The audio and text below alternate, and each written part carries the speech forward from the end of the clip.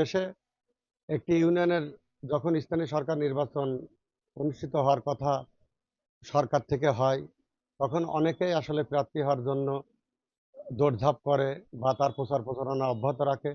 শেষ পর্যন্ত আসলে কতজন প্রার্থী এই হরিনাথপুর ইউনিয়নের থাকবে, এটা আসলে আপনাদের পরবর্তীতে জানার বিষয়। আমার লক্ষ্য এবং উদ্দেশ্য হচ্ছে একটি আধুনিক হরিনাথপুর ইউনিয়ন গড়ার, সন্ত্রাস, চাঁদাবাজ, মাদকমুক্ত একটি আধুনিক হরিনাথপুর ইউনিয়ন গড়ার লক্ষ্য এবং উদ্দেশ্য নিয়ে আমি তারুণ্যের প্রতীক হিসেবে আমাদের মাননীয় প্রধানমন্ত্রী জনাব তারেক রহমান, সে ছিলেন একজন তারুণ্যের প্রতীক।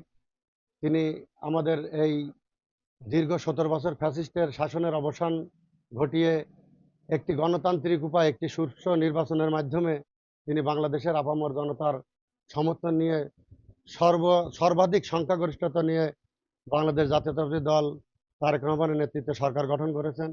আমি তারই ধারাবাহিকতায় হরিনাথপুর ইউনিয়নকে আধুনিক এবং একটি বাসযোগ্য ইউনিয়ন এবং পরিষ্কার পরিচ্ছন্ন একটি বাসযোগ্য ইউনিয়ন গড়ে তোলার প্রত্যয় নিয়ে আমি এবার প্রার্থী হওয়ার মনোভাব ব্যক্ত করেছি।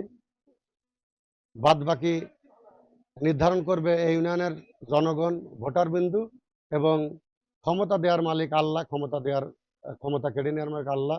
আমি আল্লাহর উপর ভরসা করে, জনগণের উপর সর্বাধিক আস্থা রেখে আমি এই নির্বাচনে প্রতিদ্বন্দ্বিতা করার প্রত্যয় ব্যক্ত